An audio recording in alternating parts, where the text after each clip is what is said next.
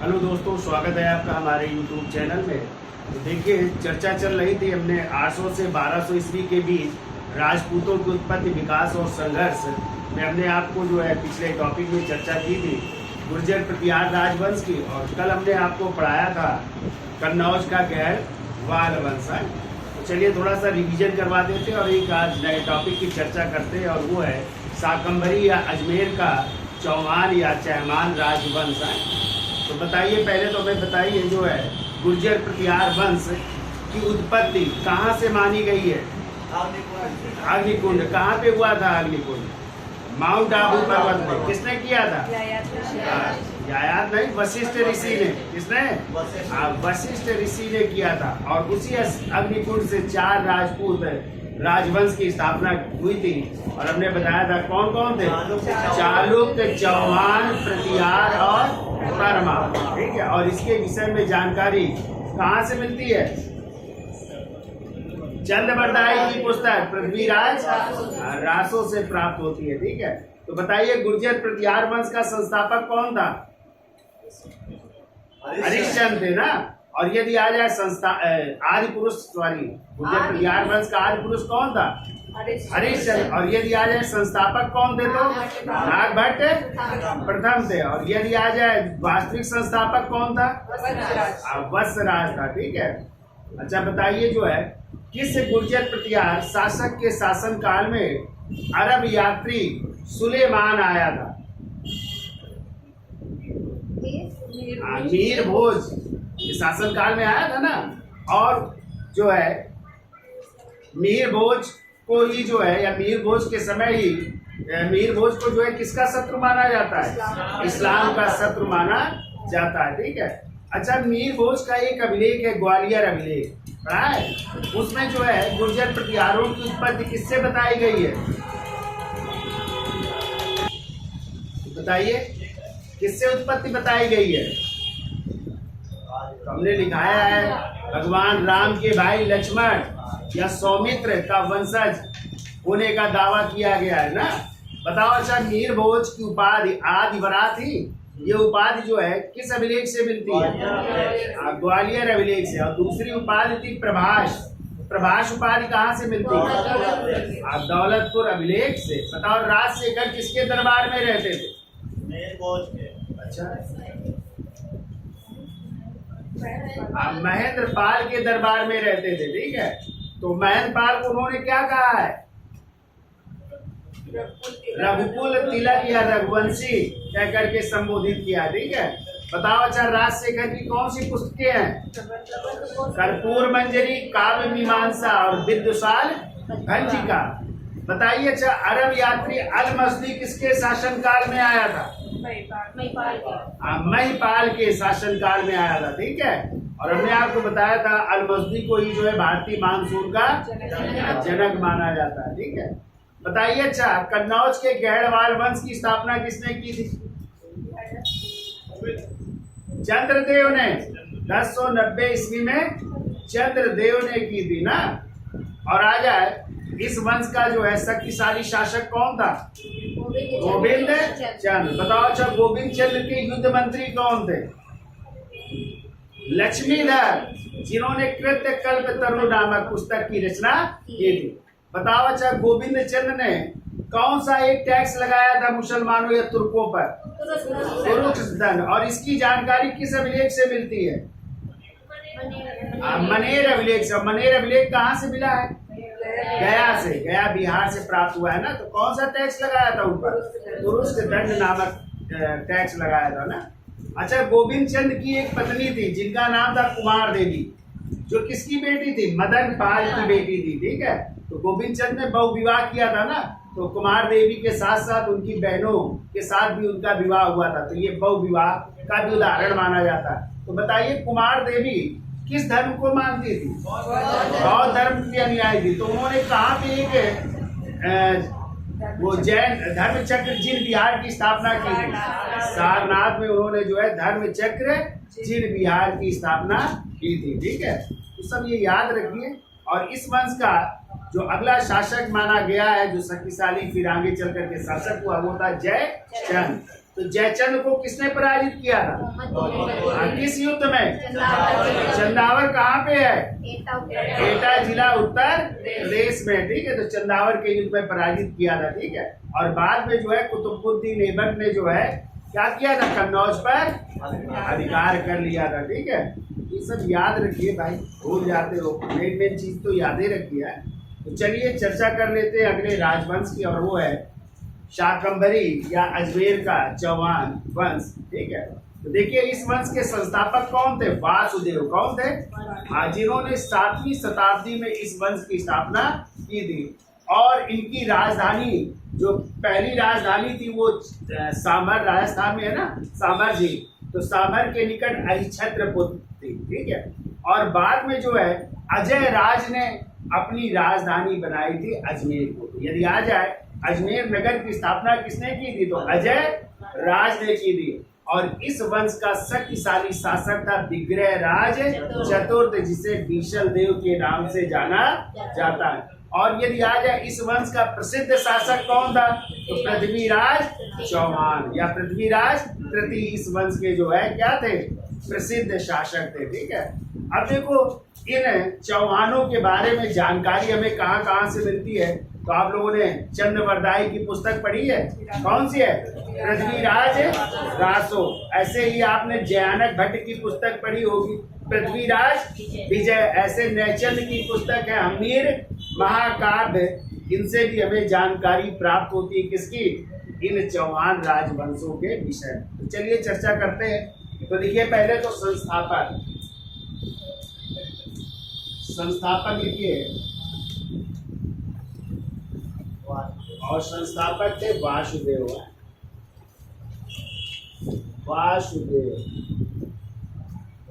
और इन्होंने स्थापना की थी, लीजिएगा 7वीं शताब्दी ईस्वी में। 7वीं शताब्दी ईस्वी में, ठीक है। अब इनकी राजधानी देखिए क्या थी? तो राजधानी लिखिए, तो पहले प्रारंभिक राजधानी लिखिए। तो प्रारंभिक राजधानी थी इनको सामर के निकट, सामर राजस्थान में है ना, तो देखो सामर के निकट अहिछत्रपुर।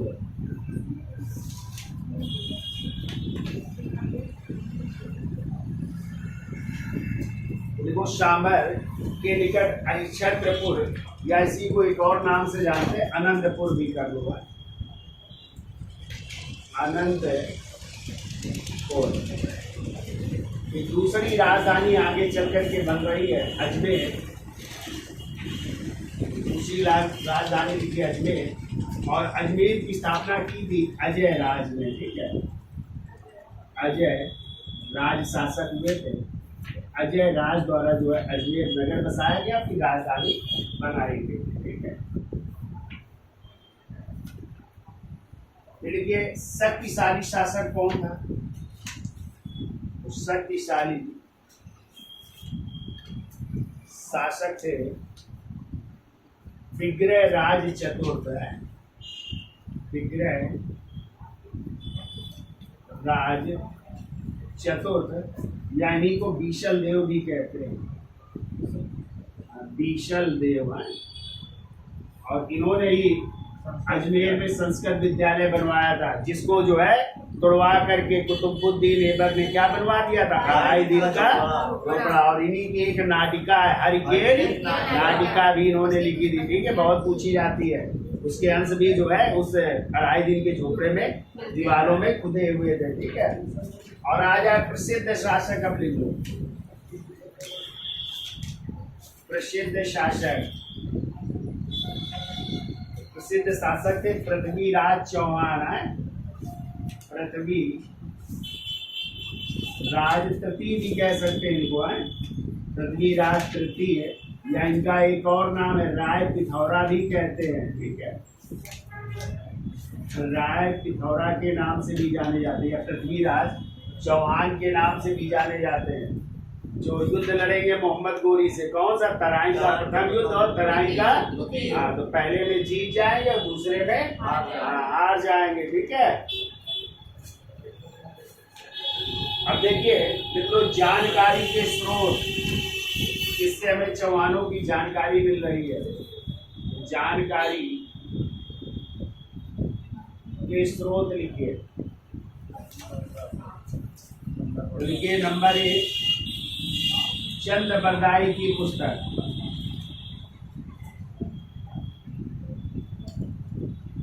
चंद बरदाई की पुस्तक कौन सी है? पृथ्वीराज रासो। पृथ्वीराज रासो से जानकारी लिखी। दूसरी लिखिए जयानक भट्ट की। जयानक भट्ट की इनकी है पृथ्वीराज विजय। पृथ्वीराज विजय। तीसरी लिखिए नए चंद या जयचंद। कहीं कहीं नए चंद मिलता है, कहीं कहीं जयचंद मिलता है। नए चंद या जयचंद की हमीर महाकाव्य। हमीर महाकाव्य। फिर लिखिए चंद्रशेखर की। चंद्रशेखर की सुरजन चरित्र। सुरजन चरित्र से जो है चौहान वंश के विषय में जानकारी प्राप्त होती है।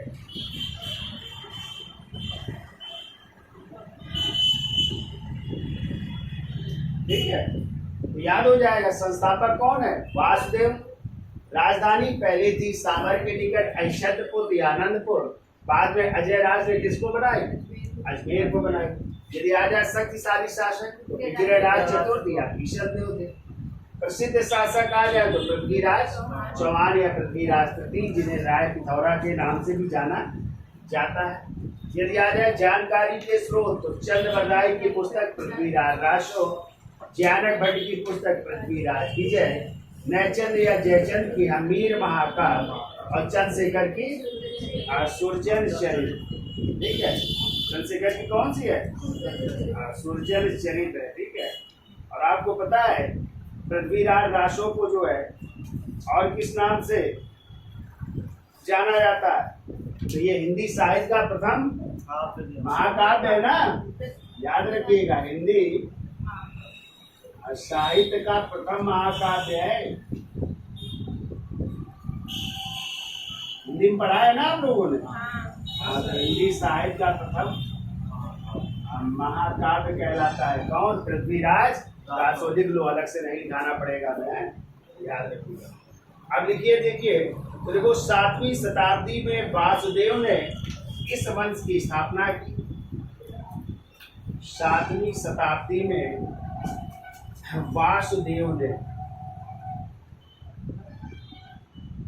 वासुदेव ने इस वंश की स्थापना की।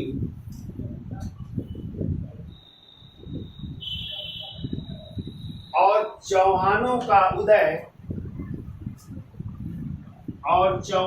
का उदय जांगल प्रदेश में हुआ। जांगल प्रदेश में हुआ, जिसे सपाद लक्ष्य या 1.25 लाख का गांव भी कहते हैं। सपाद लक्ष्य या 1.25 लाख का ग्राम भी कहा जाता है। 1.25 लाख का ग्राम भी कहा जाता है।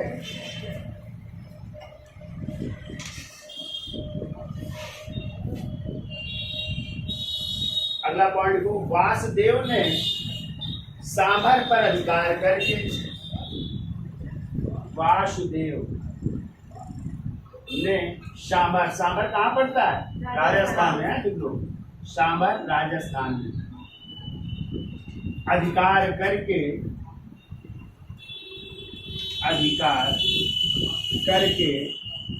सांभलेश्वर कहलाया। सांभलेश्वर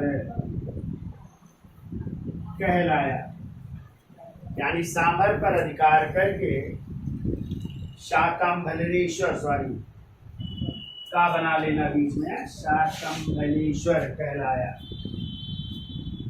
साकल बलेश्वर कहलाया। ठीक है। अब देखिए वासुदेव के बाद जो है अगले शासक बनते हैं सामंतराज। तो कुछ शासकों के बारे में ज्यादा जानकारी नहीं है, केवल बता देंगे। तो मेन मेन शासक है उनकी चर्चा करेंगे। तो देखो वासुदेव के बाद सामंतराज शासक बने। वासुदेव के बाद सामंतराज शासक बने। सामंतराज शासक बने।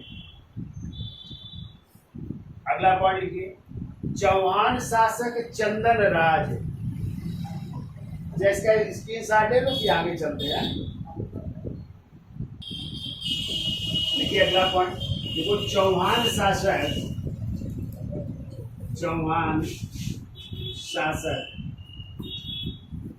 चंदन राज की पत्नी चंदन राज की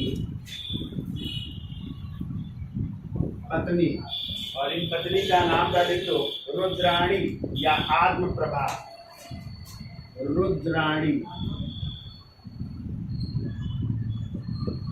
या इन्हीं का दूसरा नाम है आत्मप्रभा।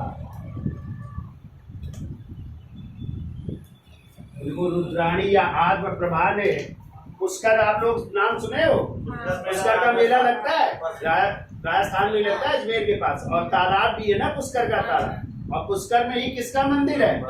हाँ ब्रह्मा जी का मंदिर है। पूछा जाता है कि ब्रह्मा जी का मंदिर एकमात्र मंदिर माना जाता है ना, जो कहाँ पे है? पुष्कर में। तो वहीं पे जो है पुष्कर तालाब के बीच, तालाब के किनारे किनारे इन्होंने हजारों दीपों का जो है एक प्रकाश स्तंभ या एक मंडप जो है बनवाया था। ठीक है। तो देखिए रुद्राणी या आत्मप्रभा महान शिव भक्त थी। पहले तो देखो महान शिव भक्त थी।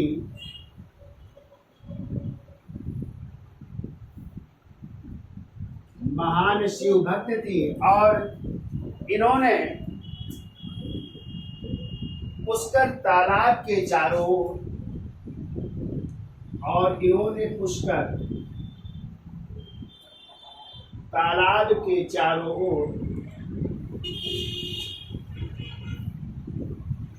पुष्कर तालाब के चारों ओर 1000 दीपों या प्रकाश स्तंभों की स्थापना की। 1000 दीपों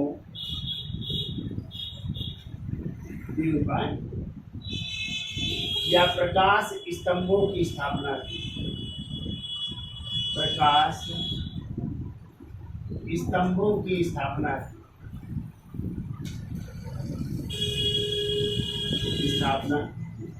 यानी हो सकता है दीपों को जलाने के लिए कोई क्या बनाए होंगे? स्तंभ, कोई पिलर जो है खड़े होंगे जिनमें कि दीप जलाए जाते होंगे। किसके? उस तालाब के चारों ओर। तो ऐसे कितने 1000 जो है प्रकाश स्तंभ स्थापित करवाए थे। ठीक है। अगला पॉइंट के देखो सिद्धराज ने सर्वप्रथम, अगले राजा हुए थे सिद्धराज। सिद्धराज या इनको दूसरा नाम सिंहराज भी कहते हैं। तो सिद्धराज या सिंहराज ने सर्वप्रथम 10वीं शताब्दी में सर्वप्रथम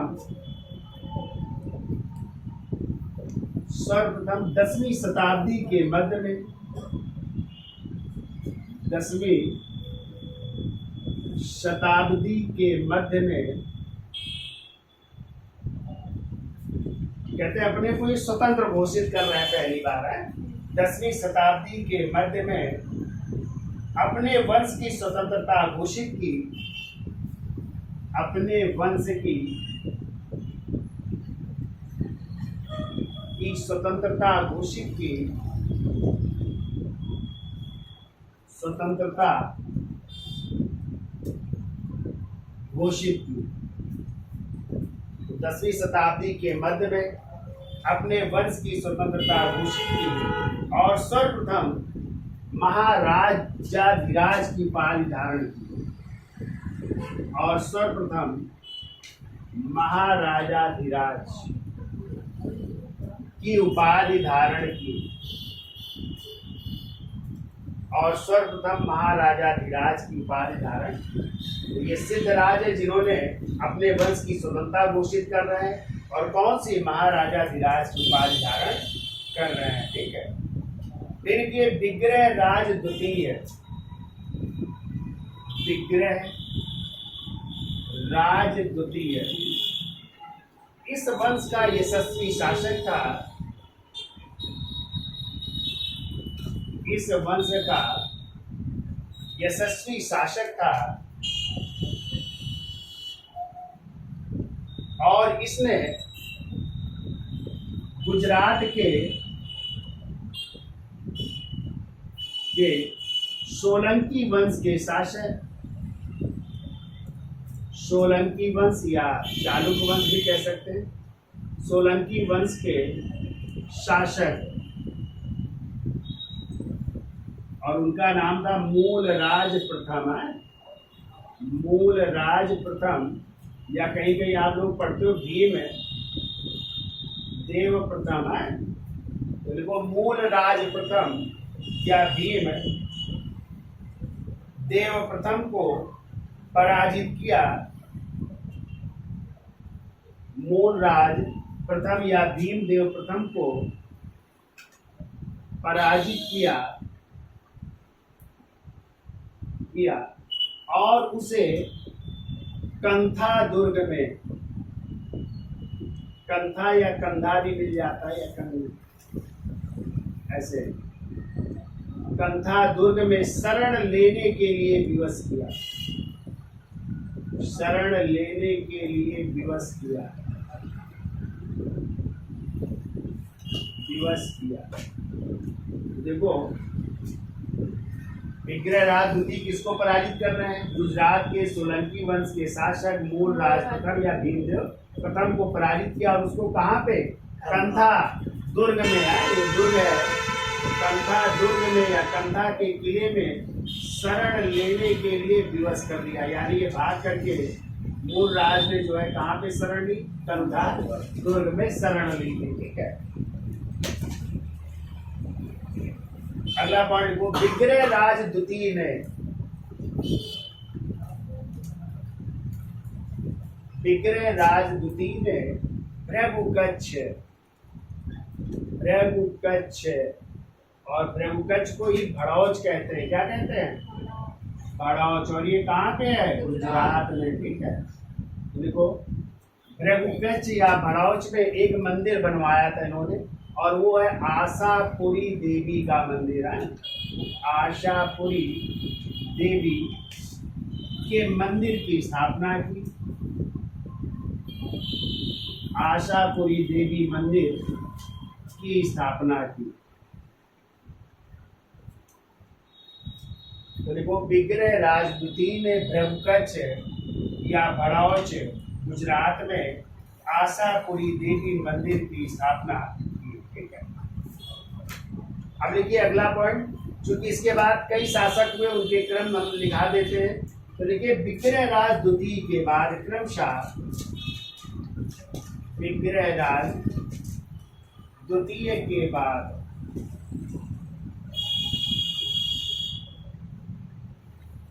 क्रमशः कौन कौन शासक हुए? तो लिख लो क्रम से। देखो दुर्लभ राज द्वितीय, दुर्लभ राज द्वितीय, इनको गोविंद राज द्वितीय, गोविंद राज द्वितीय। देखो विग्रह राज द्वितीय के बाद क्रमशः दुर्लभ राज द्वितीय, गोविंद राज द्वितीय, फिर को दुर्लभ राज तृतीय, दुर्लभ राज तृतीय, फिर को विग्रह राज तृतीय। नाम मात्र के शासक में ज्यादा जानकारी नहीं मिलती है। देखो विग्रह राज तृतीय एवं पृथ्वीराज प्रथम शासक हुए, एवं पृथ्वीराज प्रथम शासक हुए।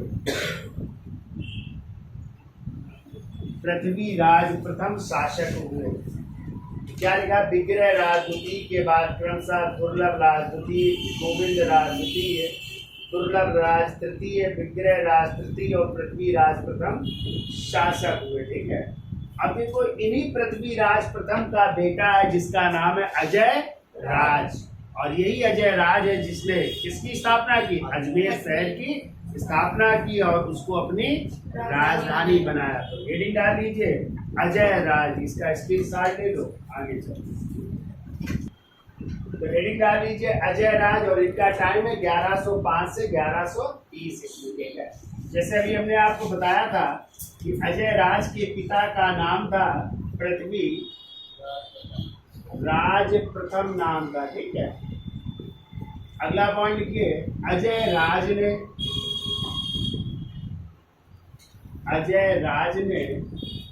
अजमेर नगर की स्थापना कर, अजमेर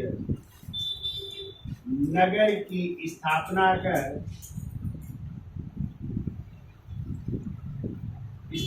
कर इसे अपनी राजधानी बनाया, यानी अजमेर को अपनी राजधानी बनाया। तो अब राजधानी हो रही है अजमेर। ठीक है। छतरपुर से अजमेर हो रही है, और ये कौन बना रहा है? अजय राज है। अगला पॉइंट लिखो, अजय राज ने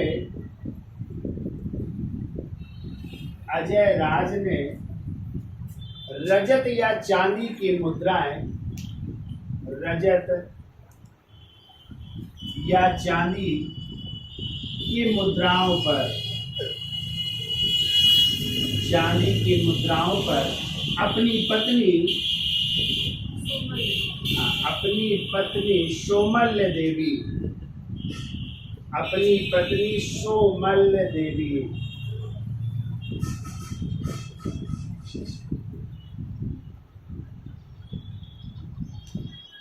सोमल्य देवी का नाम अंकित करवाया। ठीक है।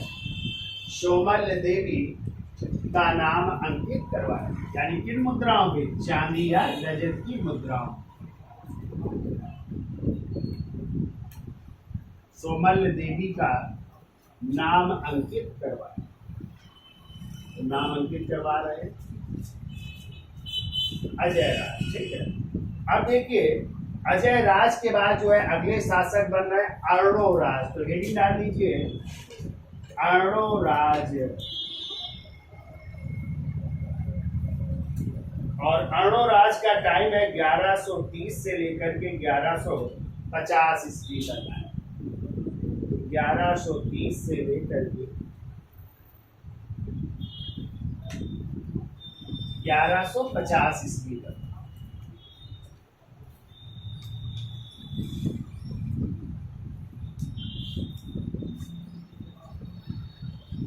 ठीक है। तो लिखिए, देखो, यानी इनके पिता का नाम लिखो। पिता का नाम था अजय राज। तो लिख लो चाहे आप लोग। देखो, अजय राज की मृत्यु के बाद उनका पुत्र अर्णोराज अगले शासक बने। अजय राज की मृत्यु के बाद उनके पुत्र अर्णोराज अगले शासक बने।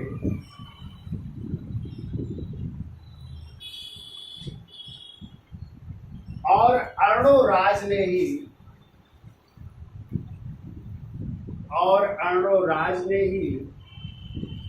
अजमेर पुष्कर में आए,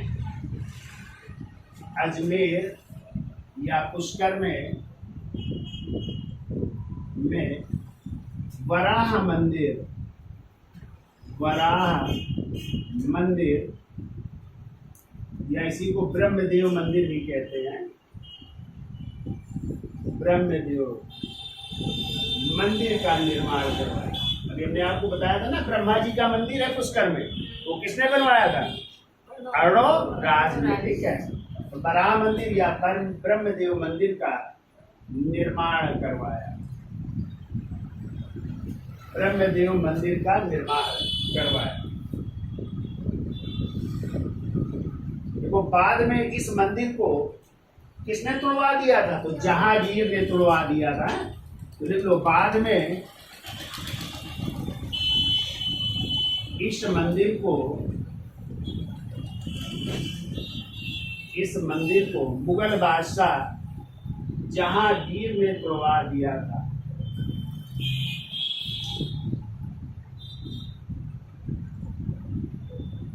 मुगल बादशाह जहांगीर ने तुड़वा दिया था।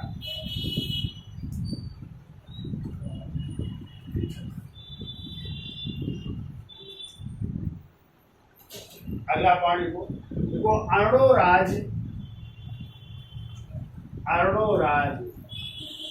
चालुक्य शासक जय सिंह सिद्धराज से, चालुक्य शासक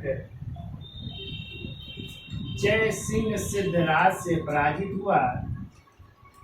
जय सिंह सिद्धराज से पराजित हुआ,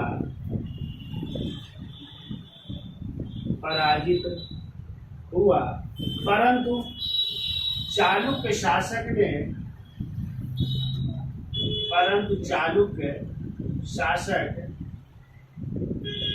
जय सिंह सिद्धराज ने अपनी पुत्री कंचन देवी का विवाह किसके साथ कर दिया?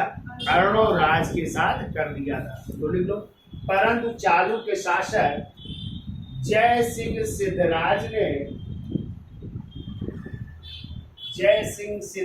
ने अपनी पुत्री कंचन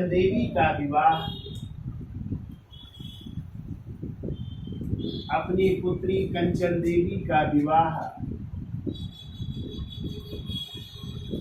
अर्णोराज के साथ कर दिया।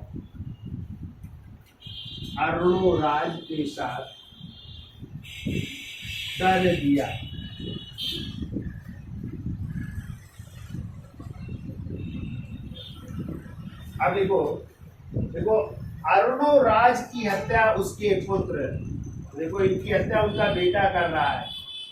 अर्णोराज की हत्या उनके पुत्र जगदेव ने कर दी।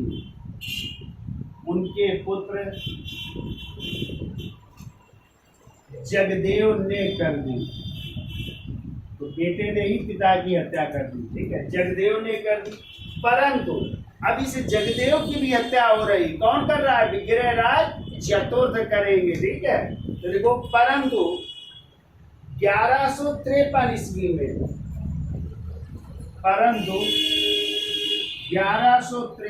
ईस्वी में जगदेव की हत्या विग्रहराज चतुर्थ ने कर दी।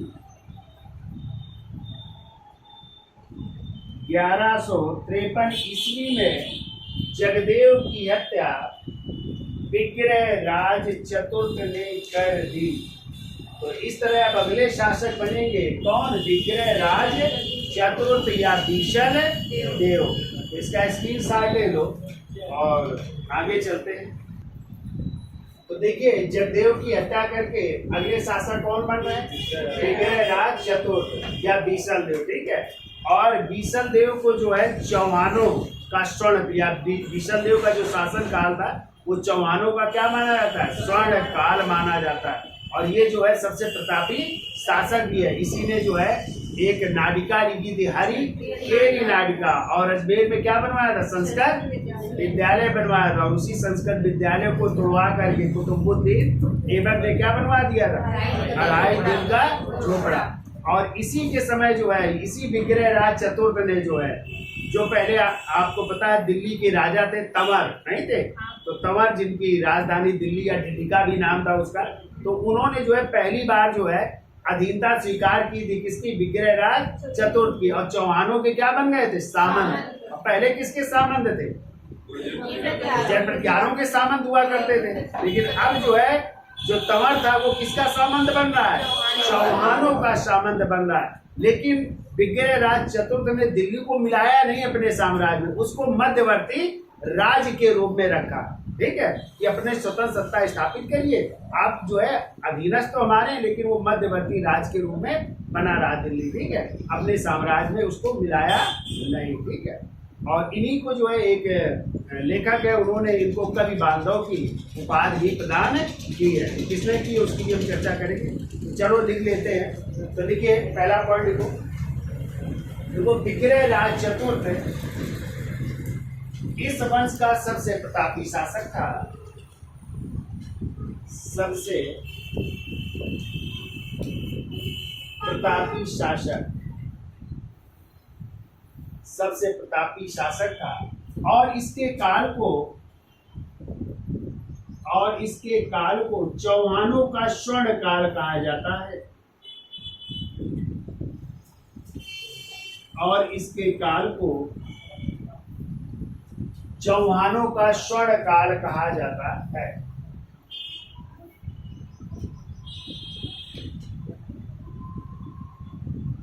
अगला पॉइंट देखो।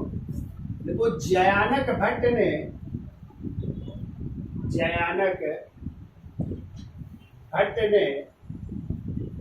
विग्रह राज चतुर्थ को कवि बांधव की उपाधि से विभूषित किया है। कवि बांधव की उपाधि से विभूषित किया है। यानी जयानक भट्ट ने कौन सी उपाधि दी है इनको? कवि बांधव की उपाधि से विभूषित किया।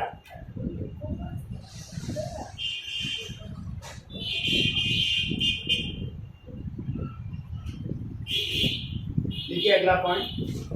देखो विग्रह राज चतुर्थ ने तोमर वंश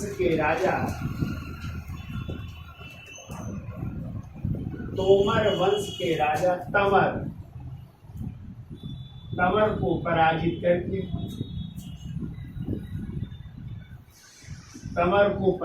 करके दिल्ली, और दिल्ली का एक दूसरा नाम दिल्ली का भी मिलता है। देखो पराजित करके दिल्ली या दिल्ली का, और दूसरा लिखो असिका। असिका कहते हैं हांसी को। असिका यानी हांसी मेरठ का इलाका है उधर का। तो असिका या हांसी पर चौहानों की सत्ता स्थापित की। हांसी पर चौहानों की सत्ता स्थापित की।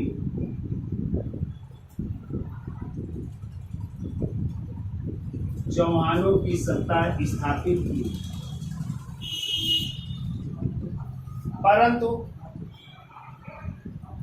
परंतु दिल्ली का विलय न करके उसे मध्यवर्ती राज्य के रूप में रखा।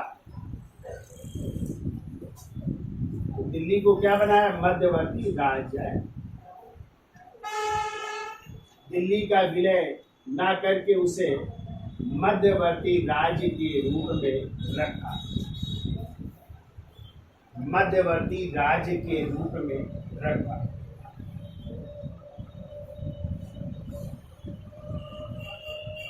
और तोमर वंश के शासकों को अपना सामंत बना लिया।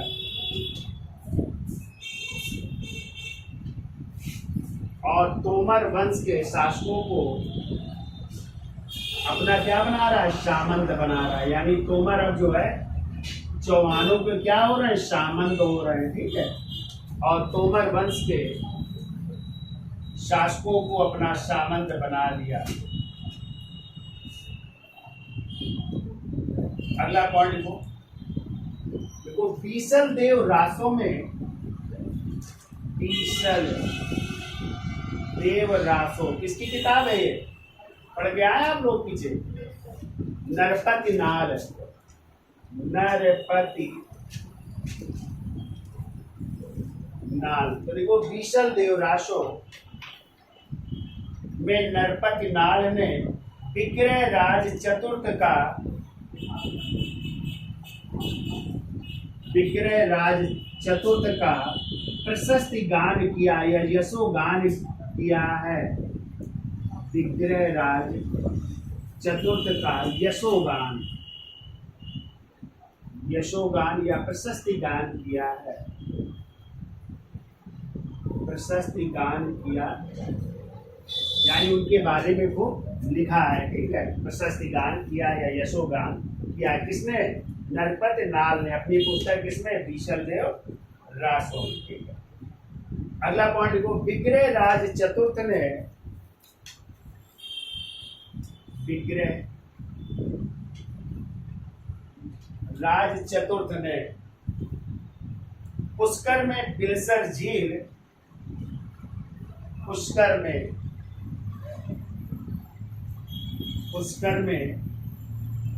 बिलसर झील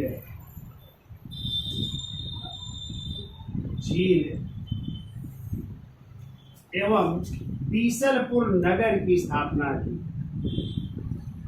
बीसलपुर नगर की स्थापना की। एक झील बनवा रहा है पुष्कर में और एक नगर की स्थापना कर रहा है, बीसलपुर नगर की स्थापना।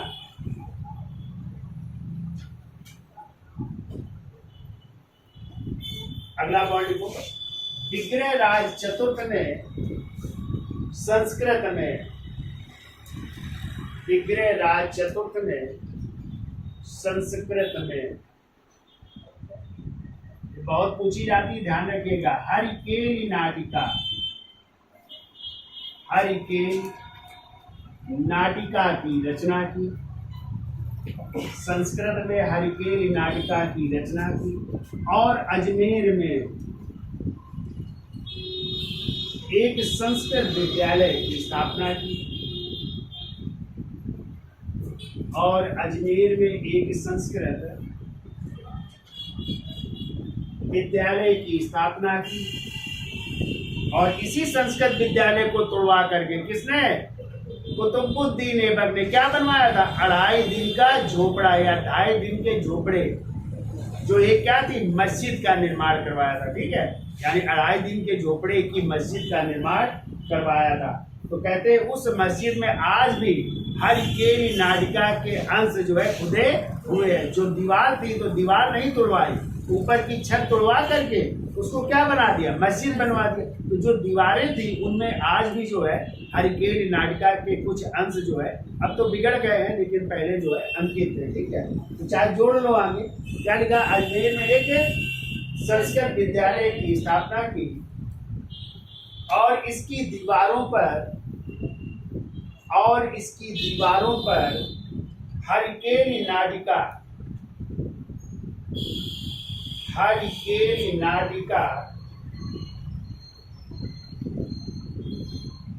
और ललित विग्रह राज, जो सोमेश्वर की किताब है, भी हम चर्चा करेंगे। ललित विग्रह राज के कुछ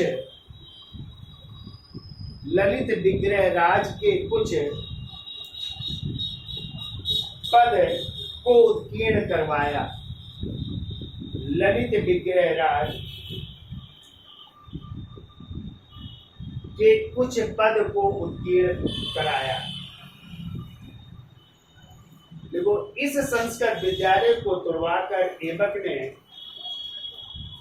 इस संस्कृत विद्यालय को तुड़वाकर ऐबक ने 2.5 दिन का झोपड़ा नामक मस्जिद का निर्माण करवाया। इस संस्कृत विद्यालय को तुड़वाकर ऐबक ने 2.5 दिन के झोपड़ा नामक मस्जिद का निर्माण करवाया। तो देखो, ललित विग्रह राज किसकी रचना है? तो लिख लो एक पॉइंट। देखो, सोमेश्वर की पुस्तक है ललित विग्रह राज। ये भी कई बार पूछी गई है, तो याद रखिए। तो लिख लो, अगला पॉइंट 4 लिख लो। देखो, विग्रह राज चतुर्थ के दरबारी कवि सोमेश्वर ने, विग्रह राज चतुर्थ के दरबारी कवि सोमेश्वर ने ललित विग्रह राज चतुर्थ के दरबारी कवि सोमेश्वर ने ललित विग्रह राज की रचना की थी। ललित विग्रह राज की रचना की थी। अगला पॉइंट देखो, देखो विग्रह राज चतुर्थ की उपलब्धियां, विग्रह राज चतुर्थ की उपलब्धियां उसके बिजौलिया अभिलेख, बिजौलिया अभिलेख जो है राजस्थान में ही है, उसके बिजौलिया अभिलेख, और दूसरा एक और है शिवालिक अभिलेख है, बिजौलिया अभिलेख और दिल्ली के शिवालिक अभिलेख में हुआ है, और दिल्ली के शिवालिक अभिलेख में हुआ है, शिवालिक अभिलेख में हुआ है। तो ये विग्रह राज चतुर्थ की उपलब्धियों के बारे में जानकारी देते हैं अभिलेख, बिजौलिया अभिलेख राजस्थान से और दिल्ली का शिवालिक अभिलेख। ठीक है, अब देखो इस विग्रह राज चतुर्थ की भी हत्या उसके बेटे ने कर दी। तो देखो अगला पॉइंट, देखो विग्रह राज चतुर्थ की हत्या उसके पुत्र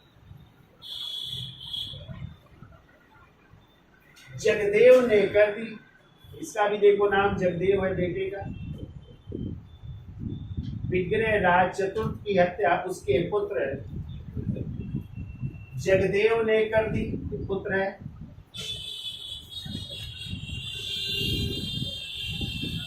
जगदेव ने कर दी,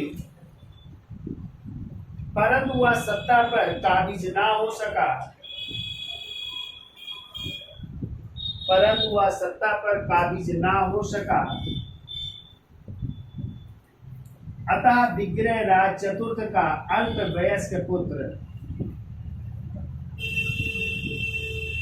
अतः विग्रह राज चतुर्थ का अल्प वयस्क पुत्र अपर गांगेय गद्दी पर बैठा।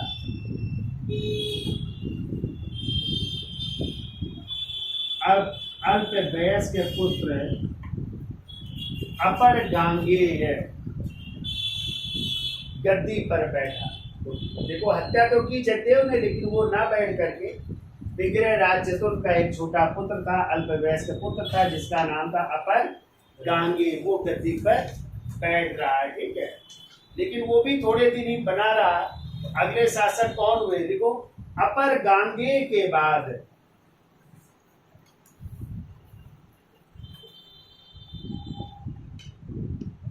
अपर गांगेय के बाद पृथ्वीराज द्वितीय,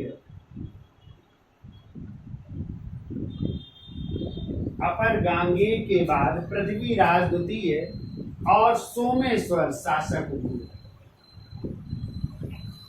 और सोमेश्वर शासक हुए। पृथ्वीराज द्वितीय और सोमेश्वर शासक हुए। देखो और इसी सोमेश्वर की हत्या,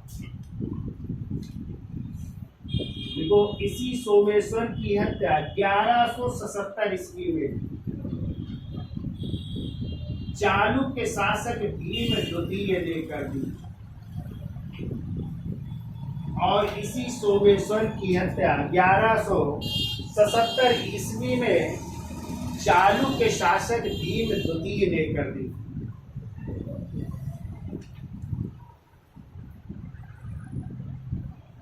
और इसी सोमेश्वर की हत्या 1177 ईस्वी में चालुक्य शासक भीम, गुजरात के थे ना, भीम द्वितीय ने कर दी। अब जब इनकी हत्या हो गई तो अब इन्हीं का बेटा है सोमेश्वर का, जो इतिहास के पन्नों में पृथ्वीराज चौहान या पृथ्वीराज तृतीय के नाम से जाना जाएगा। ठीक है, तो हेडिंग डाल लीजिए पृथ्वीराज चौहान, इसका स्क्रीनशॉट ले लो। तो देखो सोमेश्वर के बाद जो है उनका पुत्र अगला शासक बन रहा है जिसका नाम है पृथ्वीराज तृतीय, और टाइम है 1177 से 1192 ईस्वी। चलो थोड़ी कहानी सुन लेते हैं। तो कहते हैं जब पृथ्वीराज चौहान गद्दी पर बैठा उस समय उसकी आयु थी 15 वर्ष। कितने वर्ष का था? क्योंकि पिता की क्या हो चुकी थी? हत्या। तो 15 वर्ष की आयु में गद्दी पर बैठा, तो अल्प वयस्क था। तो उसकी संरक्षिका बनी उसकी माँ, जिसका नाम था कर्पूरी देवी। क्या नाम था? कर्पूरी देवी नाम था। और उनके नाना का नाम था अनंगपाल तोमर, जो दिल्ली के शासक थे। ये किसके नाना थे? पृथ्वीराज चौहान के नाना थे अनंगपाल तोमर। ठीक है, फिर क्या हुआ कि इसी पृथ्वीराज चौहान ने जब थोड़ा बड़ा हुआ तो फिर उसने जो है शासन अपने हाथों में ले लिया और उसके मंत्री भी जो थे उनको भी अच्छा अच्छा पद मिला, संरक्षक जब तौर में कार्य किया था। फिर देखिए उसी समय पहली बार जो है आपको पता है कि मोहम्मद गोरी ने आक्रमण किया था 1186 ईस्वी में, लेकिन उस ओर ध्यान न दे करके पृथ्वीराज चौहान उस समय जो है कालिंजर के राजा परमार देव या परमल के खिलाफ युद्ध कर रहा था। ठीक है, यानी मोहम्मद गोरी की ओर ध्यान नहीं दिया और वो कहाँ पे युद्ध लड़ रहा था? कालिंजर। कालिंजर किसे कहते हैं? महोबा। महोबा का इलाका सुना है, कालिंजर का किला भी वहीं पे, तो वहां पे लड़ रहे थे और कालिंजर के शासक थे परमार देव या परमल। इनके बारे में तो कम सुना होगा, लेकिन इन्हीं के दो सेनापति थे आला और उदल। नाम सुना है? जो बनाफर वंश के थे। ठीक है, तो किसके सेनापति थे? परमल के सेनापति थे आला और उदल, जो बनाफर वंश के थे। तो कहते हैं उनके खिलाफ युद्ध था। तभी उसी युद्ध में जो है पृथ्वीराज चौहान से लड़ते हुए आला और उदल क्या हुए? मारे गए, वीर गति को प्राप्त हुए थे। लेकिन कहते हैं मरे नहीं थे, आज भी वो जिंदा है। नहीं है, कहानी सुनाते हैं कि मैहर देवी है ना वहाँ पे, तो खजुराहो मध्य प्रदेश में है ना, तो कहते हैं आज भी घोड़ों की टाप सुनाई देती है और देवी को जो है देवी जो है पूजा करने आते हैं। ठीक है, कहते हैं जितने समय खोला जाता है मंदिर तो अब वो जो है उनकी क्या हो चुकी होती है, पूजा हो चुकी है। तो कहते हैं यही आते हैं आला और उदल, जो कि देवी की जो है पूजा कर जाते हैं। ठीक है, लेकिन वो कहानी है। चलिए, लेकिन वो भी थे आला और उदल जो बनाफर वंश के थे और किससे युद्ध लड़ते हुए मारे गए? पृथ्वीराज चौहान से। फिर इसके बाद जो है 1191 ईस्वी में मोहम्मद गोरी का युद्ध हो रहा है, तराइन का प्रथम युद्ध मोहम्मद गोरी और पृथ्वीराज चौहान के बीच। और इसमें जो है पृथ्वीराज चौहान की क्या होती है? विजय होती है। उसके सेनापति थे स्कंद और सेनापति थे खांडे राव। ये क्या होते हैं? इनकी मदद से जीत जाता है। तो पहली बार सभी राजपूतों ने जो है किसका साथ दिया था? पृथ्वीराज चौहान का साथ दिया था। लेकिन तभी एक घटना घटित हुई थी और आपको पता है, पीछे हमने पढ़ाया है कि कन्नौज के राजा थे जयचंद। तो जयचंद ने जो है अपनी बेटी संयोगिता या तिलोत्तमा का स्वयंवर किया था और उसी स्वयंवर में जो है पृथ्वीराज चौहान को नहीं बुलाया था, तो उन्होंने अपहरण कर लिया था। ठीक है, इस बात से कहते हैं अन्य राजपूत भी नाराज हो गए थे, किससे? पृथ्वीराज चौहान से। और इस तरह जब 1192 में तराइन का द्वितीय युद्ध हुआ तो उसमें राजपूतों ने जो है पृथ्वीराज चौहान की सहायता नहीं की और इसी तराइन के द्वितीय युद्ध में इस बार जो है पृथ्वीराज चौहान क्या हुआ? पराजित हुआ। पराजित होकर के कहते हैं उसको मोहम्मद गोरी के सामने पेश किया गया। एक कहानी भी मिलती है ना कि तीर जो है आंख में पट्टी बांध को मारने के लिए कहा गया, तो कहते हैं मोहम्मद गोरी को तीर मार दिया था, लेकिन वो गलत है। बाद में मोहम्मद गोरी ने जो है इनको क्या दे दिया था? मृत्यु दंड दे दिया था। और इनकी कब्र कहाँ पे थी? अफगानिस्तान में थी। ठीक है, यानी पृथ्वीराज चौहान को कहाँ दफनाया गया था? अफगानिस्तान में थी। तो कहते हैं बाद में इनकी हड्डियों को लाने वाला शेर सिंह राणा एक लड़का था जो फूलन देवी का हत्यारा भी था, तिहाड़ जेल में बंद था और वहां से फरार होकर के जो है पृथ्वीराज चौहान की कब्र कहाँ गया था? अफगानिस्तान, और वहां से जो है उनकी हड्डियां लेकर के भारत आया था। ऐसी भी कहानी मिलती है। ठीक है, तो ये कहानी है किसकी? पृथ्वीराज चौहान की। तो अब इसको लिख भी लीजिए आप लोग। ठीक है, लिखिए। देखो, सोमेश्वर की मृत्यु के बाद 1177 ईस्वी में, यानी पिता का क्या नाम था? सोमेश्वर। तो देखो, सोमेश्वर की मृत्यु के बाद 1177 ईस्वी में 15 वर्ष की आयु, 15 वर्ष की आयु में यह शासक बना। 15 वर्ष की आयु में यह शासक बना और इसकी संरक्षिका मां कौन बनी? कर्पूरी देवी बनी है। और इसकी संरक्षिका मां कर्पूरी देवी बनी तथा चाचा भूव नेकमल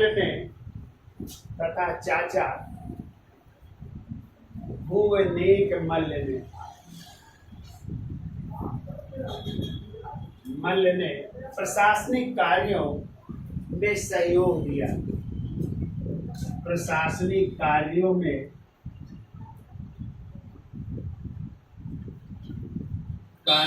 सहयोग दिया।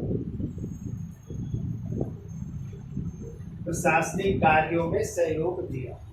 अगला पॉइंट देखो 1180 ईस्वी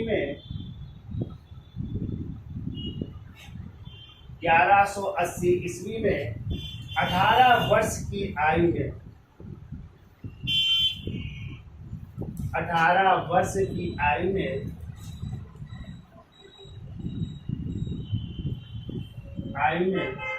सत्ता स्वयं अपने हाथों में ले ली। सत्ता स्वयं अपने हाथों में ले ली। सत्ता स्वयं अपने हाथों में ले ली। चूंकि अब ये वयस्क हो गया तो अपने हाथों में ले रहा है सत्ता। परंतु उसके चचेरे भाई नागार्जुन ने इसका विरोध किया। चचेरे भाई नागार्जुन ने विरोध किया। नागार्जुन ने विरोध किया, अतः उसकी हत्या करवा दी। अतः उसकी हत्या करवा दी। तो चचेरे भाई की हत्या करवा देते हैं नागार्जुन की, ठीक है, हत्या करवा दी। अब देखो अगला पॉइंट 1182 ईस्वी में इसके नाना 1182 ईस्वी में नाना, और नाना कौन थे? अनंगपाल तोमर, दिल्ली के शासक थे अनंगपाल तोमर। देखो 1182 ईस्वी में नाना अनंगपाल तोमर ने दिल्ली का सिंहासन त्याग दिया। दिल्ली का सिंहासन त्याग दिया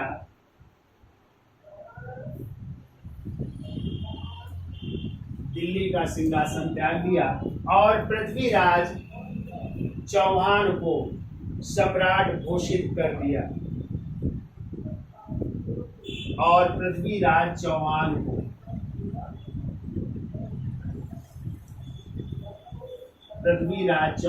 को सम्राट घोषित कर दिया। सम्राट घोषित कर दिया, ठीक है, यानी दिल्ली का भी शासक घोषित कर दिया गया। किसको?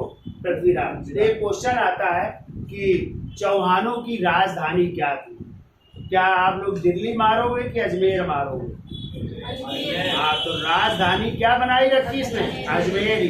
लेकिन शासक कहाँ का कहलाया? दिल्ली का भी और अजमेर का। लेकिन इसकी राजधानी क्या रही? अजमेर। लोग मार आते हैं कि दिल्ली का भी ये शासक था तो राजधानी क्या थी? दिल्ली होगी। ये गलत है। इसकी राजधानी क्या थी? अजमेर। तो लिख लो, अगला पॉइंट लिख लो। लिखिए, देखो पृथ्वीराज चौहान ने अपना प्रशासनिक मुख्यालय अजमेर में ही रखा। पृथ्वीराज चौहान ने अपना प्रशासनिक मुख्यालय या राजधानी भी कर सकते हैं, राजधानी अजमेर को ही बनाए रखा।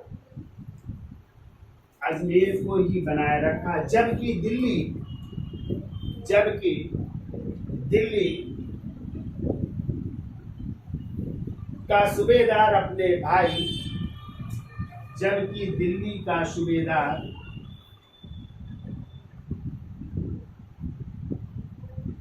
अपने छोटे भाई गोविंद राय को बनाया। अपने छोटे भाई गोविंद राय को बनाया। दिल्ली का सूबेदार अपने छोटे भाई गोविंद राय को बनाया। अगला पॉइंट देखो 1186 ईस्वी में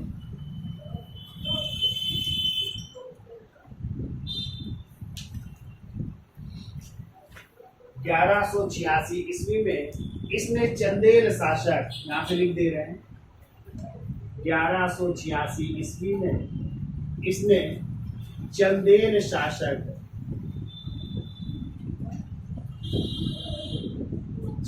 शासक परमार्दी देव है, परमार्दी देव या इन्हीं को कहते हैं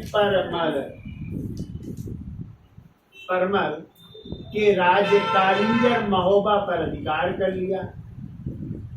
कालिंजर महोबा पर अधिकार कर लिया, महोबा पर अधिकार कर लिया और परमार्द देव के सेनापति